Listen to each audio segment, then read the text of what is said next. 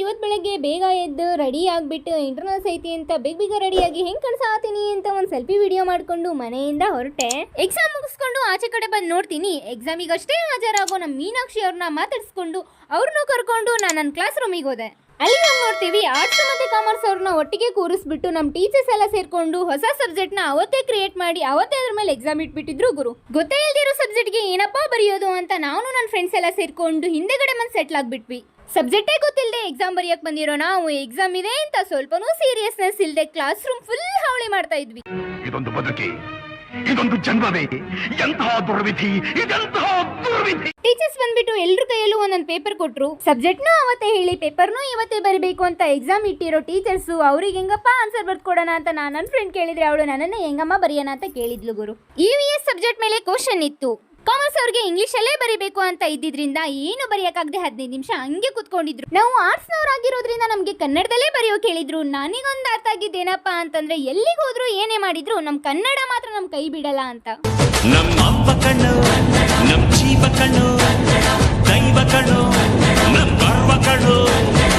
Exam ಎಲ್ಲ ಬರೆದು signature ಮಾಡಿಬಿಟ್ಟು ಗಾರ್ಡನ್ ಹತ್ರ ಬಂದು ಕೂತ್ಕೊಂಡ್ವಿ. ನಮ್ಮ ಮೀನಾಕ್ಷಿ ಅವರು ಎಕ್ಸಾಮ್ ಮುಗಿಸ್ಕೊಂಡು ಹೊರಗಡೆ ಹೋಗಿ ನನಗೆ ಅಂತ ಒಂದು ಚಿಪ್ಸ್ ಪ್ಯಾಕೆಟ್ ತಗೊಂಬಂದು ಕೊಟ್ರು.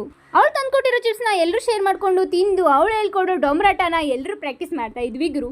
ಅವಳು ಹೇಳ್ಕೊಟ್ಟಿದ್ ಮಾತ್ರ ನನಗೆ ಒಂದು ಅರ್ಥ ಆಯ್ತಿರ್ಲಿಲ್ಲ.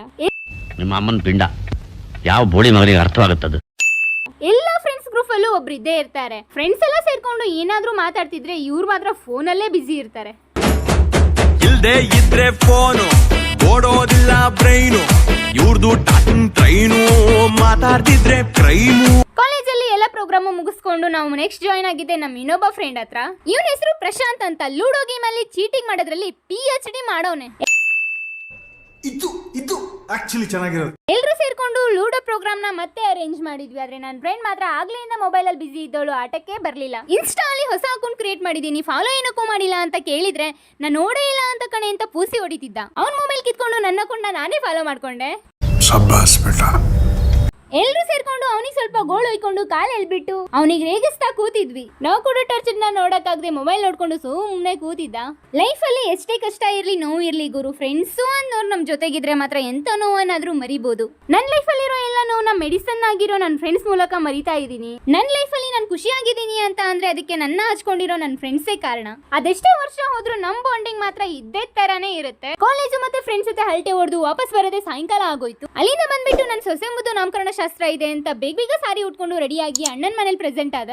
ನನ್ ಸೊಸೆ ಮುದ್ದುನ ಯಾರು ಎಷ್ಟೇ ಎದ್ದರ್ಸಕ್ ಟ್ರೈ ಮಾಡಿದ್ರು ದೇವರಣೆಗೂ ಒಂದ್ ಸ್ವಲ್ಪನೂ ಮಿಸ್ ಕಾಡ್ಲಿಲ್ಲ ಗುರು. ಕುಂಕರ್ಣನ ಮೊಮ್ಮಗಳಾಗ್ಬಿಟ್ಟಿದ್. ನನ್ ಸೊಸೆ ಮುದ್ದುಗೆ ಪ್ರಾರ್ಥನಾ ಅಂತ ಹೆಸರಿಟ್ವಿ. ಫೈನಲಿ ನನ್ ಸೊಸೆ ಎದ್ಬಿಟ್ಲು. ಅವಳ ಸ್ವಲ್ಪ ಮುದ್ ಮಾಡಿ ಆಟಾಡ್ಸ್ಕೊಂಡು ಊಟ ಗಿಟ ಎಲ್ಲ ಮುಗಿಸ್ಕೊಂಡು ಮನೆಗ್ ಬಂದ್ವಿ. ಇವತ್ತಿನ ವಿಡಿಯೋ ಒಳಗ ಇಷ್ಟ ಐತೆ. ಸಿಗೋಣ ಮುಂದಿನ ವಿಡಿಯೋ ಒಳಗ. Take care.